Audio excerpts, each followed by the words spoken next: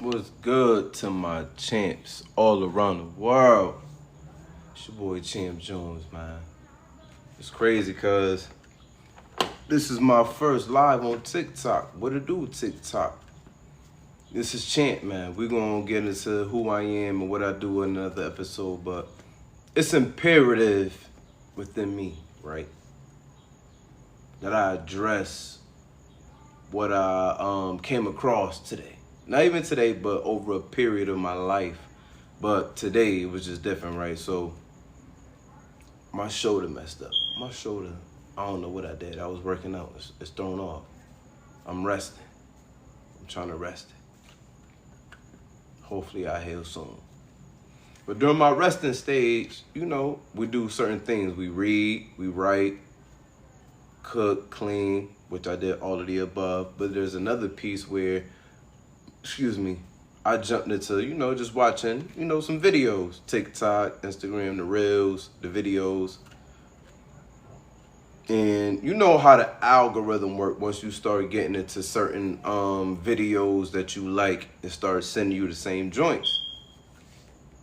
So I came across a video that sparked my interest, and it just started continuously perpetuating the same content, right? And it was a video of a couple, man, from Georgia, right? Some of y'all probably know, some of y'all don't know. I don't want to get into the demographics because I don't really want to highlight negativity, but I don't really know the specifics or remember the specifics, right? But I'm watching the live, man. I'm watching it. I'm enjoying it. I'm chilling. Man, this live, in so many ways, was not only toxic, it was unfortunate, it was sad, it was destructive, and it was heartbreaking, right?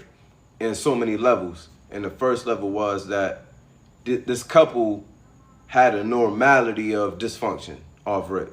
They was already used to infidelity, physical abuse, verbal abuse, emotional abuse, obviously. And as the proceeding of the videos continued, they showed deeper detail as far as, there were secrets exchanged that were revealed later in the video. It was later brought up that one of the partners, if not for nothing, both left with a STD that they can't get rid of due to one of them having, external affairs. And it just so many ways reminded me, like, man, it's unfortunate that we haven't learned over generations just to know when it's like, yo, just leave it alone. Just leave it alone. Just leave the relationship. You get what I'm saying? And even in the midst of the content, it was obvious they had children. They've been together for a while. And as I'm watching, I'm like, damn, man, this could have been anybody I know. Between myself, my family, friends, people in my building, people down the street, people in the city, the state, nationwide, man. DV is a serious side effect to a lot of the dysfunctions that were normalized due to the underlying social determinants of health that we are on the least receiving end on. You know what I'm saying? So we normalized a lot of things that is not normal, man. And I grew up in the 90s. I'm an 80s baby. You know what I'm saying? So I got the late 80s into the 90s. I remember the 90s clearly. I remember the 2000s. Early 2000s clearly. But even to this day, me and my mother share memories. I remember when I was a kid, when we lived in Oakland, California, and I stood the night over one of my best friend's house that lived in our complex. And when you a little boy, sometimes you got to go to the bathroom real fast to use the restroom. Or, you know what I'm saying? I go use the restroom, I come back, and I hear a commotion in the kitchen, and I seen something that I would never, ever forget, and I'll say that for another video, but what it showed me early was, you know what I'm saying, a possibility of these things occurring. And through the ongoing of my life, I seen it in so many ways, and it's just unfortunate because nobody deserves to be hurt, harmed, or even unalived. And that could be emotionally, that could be verbally, that could be physically. And as I'm watching these videos of situations where infidelity occurs or trust is broken and the end result is somebody being unalived or really harmed, I'm like, we got to find a better way to understand that our lives is longer than we think. There's always healing. Pain is going to be there, but there's resilience in all of us inevitably. And we have to tap into that, because there's nothing worth your time, your freedom, and your peace of mind to where you can't live, be yourself, grow. But the end result is inevitable pain, of course, but the pain that the only way I could rectify myself or compromise or compensate myself for this pain I felt is to harm somebody else, right? And that's painful to know. That's painful to know, man. And I just feel in my heart and in my mind and my soul that we have to get to a place where we can accept defeat. We can accept defeat. And I'm not a female, I'm not a woman. I have sisters galore. I got 3 sisters, I got 4 sisters, my bad. I got 2 older sisters and 2 younger sisters, right? One sister, I got the same mother and father. That's my twin. So there's a piece where I understand how things can get, but the piece that has me most worried is the inability for most men to create a space of separation and healthy detachment in regards to not sacrificing their life for freedom or the lives and freedom of others due to the fact that it's an emotional attachment. And the way I look at it is, I grew up as a young man that was very competitive in sports. I probably wasn't the biggest, the fastest, the strongest, but I gave it my all. I probably wasn't the smartest in the class, but I gave it my all. And I say those things to say, sometimes as men, we got to step back and understand that we're competitive by nature. By nature, we competitive. I don't want to lose. I'm not about to lose to this dude.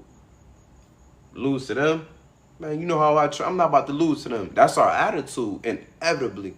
But I say that to say, unbeknownst to us or most, that's a transferable trait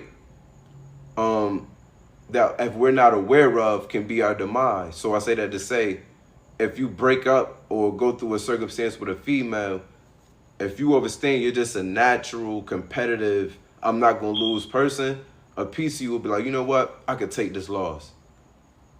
I done competed in things my whole life. I didn't win everything. I lost a few times. I bounced back. If you have that attitude that can transfer it to relationships, you'll be a little better off, because you know it's no different than a losing season in sports, a losing season in boxing, a spelling bee, your what you call those joints, report cards, and it gives you that space to reflect and be like, oh, you know what? All right, I remember this class. I was skipping that class. We lost this game because I didn't work out that whole week. I remember I took that week off. So you get to go back and reflect and build on what you feel as if that was your lapse in that success, right? So unless we can develop that skill intentionally, it's not just gonna happen. You're not gonna wake up and just be mature like that. You gotta be intentional with this type of joint, right? And sometimes it's gonna come with them long. I'm speaking to my brothers right now from right here. It's gonna be long and hard, yo. It's gonna be long and hard, especially if you're a competitive male by nature. I don't want to get into the alpha, beta, because that's not my language. But what I will say is, if you're a competitive male, it's not even sometimes about the woman that left you or did whatever to you. It's more so like you don't like to lose. Some of us not gonna lose. Some of us will cheat. Some of us will trip your ass on the court, foul you on the court, do dirty shit on the football field to send a message to say, I'm not going out like that. You're going to have to kill me to win this. And that's in sports. That's control with rules, referees. Now, we're talking about outside of sports, outside of the school, in the world where there's no real parameters per se, unless you're morally inclined. We have circumstances where men and women feel like the only way for me to win is for you to not be here or not be here. And I say that to say that's disheartening. We are grandchildren, great-great-grandchildren, great down the line. Our lives shouldn't be in jeopardy of a individual that may have a different calling than us, that if we had enough autonomy to accept and say, I may not be the person for that person. And that's cool. That's cool. We have to take a step back and breathe sometimes to understand that that's a blessing within itself. We have to know, like, it's okay. I'm one of the ones too. I definitely dealt with the abandonment issues, the neglection issues. So I know how it feel to be perpetuated use to someone every night, every day. You with this person, you share your deepest secrets, and I think it's a lesson in that to say we have to develop the space of discernment. A lot of us wasn't taught discernment as children, especially if you grew up like me in inner cities. I grew up in Oakland, California, New Haven, Connecticut, and Hartford, Connecticut. I seen the same story, the same song, and it's not a victim thing, but it's an unfortunate collateral damage due to the fact of society and how we had to adapt to everyday living without certain skills, without certain normalities that speak to health, healthiness. You know what I mean? But what I'm saying is, I seen domestic violence, not more so in my immediate home with my parents. I definitely seen arguments. What I say is that we don't deserve to kill each other or unalive each other, excuse me. Fellas, I'm not in a female's body, so I can't really speak on that. But fellas, I know that pain. Oh, I know that pain. That pain is, it'll make you, yeah, I don't want to say I condone or understand, but that pain is so, whoo, yeah, that pain, yo, yeah, man, oh, yeah, yeah, that pain, woo, that sense of betrayal, damn, I get it. I get it, man. I've been there. I've been through it multiple times, man. And I will say is, with intention, accountability, and resiliency, it's only going to make you a better man. And I know that's easier said than done, man, because it's going to be nights, and I'm speaking from experience, it's going to be nights you're going to be in your bed, in your car, in the shower, with your kids, by yourself, and you can't help but to dwell on failures because you're such a competitive winner that you're not focused on the small, everyday progressiveness that you made, the small wins. We so focused on, yo, I lost the championship in 1998 and I can't get over it because I tripped over my shoe. If I didn't trip over my shoe, I would have got the ball and we would have won the game. My brother, from my heart to your heart, that was an experience to make you a better champion now, man. I'm there with you. Damn, I'm with you. But what I'm saying is, practice emotional intelligence. Practice that self-development, that self-improvement, man. Really, hell. And it may not happen in a week. It may feel good for 3 days. And you're like, I'm on a roll. And then that fourth day, you may relapse. But guess what? That's normal. That's normal. I would rather us relapse in silence and solitude than react and end up somewhere where we're never coming back physically or even just, you know what I'm saying, spiritually, and just carrying that load we don't need to carry, man. It's an experience of life, especially if you a young man. If you between the ages of like 17 to like 30, even past that, man, infinite. It's never worth hurting a female. And even in that, we have to take accountability and discernment and saying, be careful what we share. Be careful what we explain. Be careful what we detail. Be careful what we give. Be careful what we give. And I'm one of the ones that know, like, a lot of us was taught to get one female and that's yours. But it's not, fellas. No female was yours. And I say that to say in a possessive way. We share. We can share and build, but we have to have a space where if things don't work out, we can leave gracefully. We got gratitude and look at it like it was an experience and not a flaw on us, not you know what I'm saying, a shortcoming on our personality, our heart, or our love. Some things just so happen to take place inevitably, and it has to have a space where you get to prove yourself you're resilient and you can handle adversity. And I will close on a note to say, man, that video or them videos that show me of couples unaliving each other due to infidelity and just trust issues, it just remind me to say, don't rush it. Don't rush it, man. We're all beautiful creatures. We all have families or individuals, may we know it or not, that cherish us. And I would hate for us to be shortchanged or short-lived due to circumstances because we didn't have certain skills and confidence to walk away gracefully.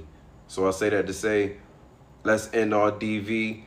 Let's stop normalizing toxicity in relationships. There's nothing cute about it. I know a lot of us grew up where I seen my parents argue, make up, and I get it. I'm with y'all. I'm from that. I get it. But what I'm saying is, we're at a place now where our emotions are higher, our impulsiveness is higher, and it's not worth it. It's not worth it. Give yourself some space for grace. Give others space for grace, and remind yourself that you're needed, you're necessary, you're loved. Chattin with Champ. I'll catch y'all later. I'm about to chef something up. Catch me on Instagram for the Chattin with or Chefing with Champ. That's when we cook and talk. But I definitely want to touch in with my Instagram family, man. Get in tune. You'll get some more footage, content about who I am and what I do. But this was one of them things where I couldn't ignore because it was on my mind all day.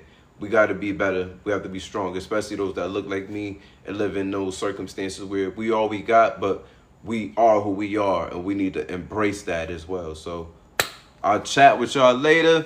If y'all don't know my mantra, I got two mantras. One is breathe, be in the moment and be yourself. The other is stay positive, stay motivated, stay real. You can YouTube Champ Jones. You can Facebook Champ Jones. Instagram Champ_Jones_CWC. Peace.